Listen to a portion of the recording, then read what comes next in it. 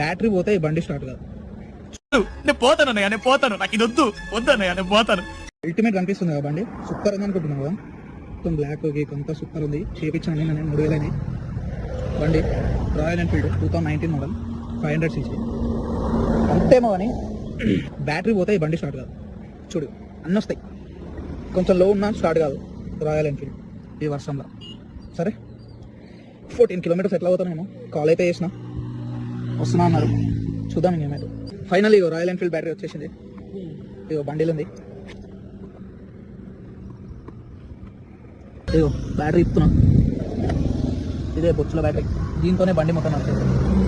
Technique ఇగో ఇట్లయితే start అవుతుందండి.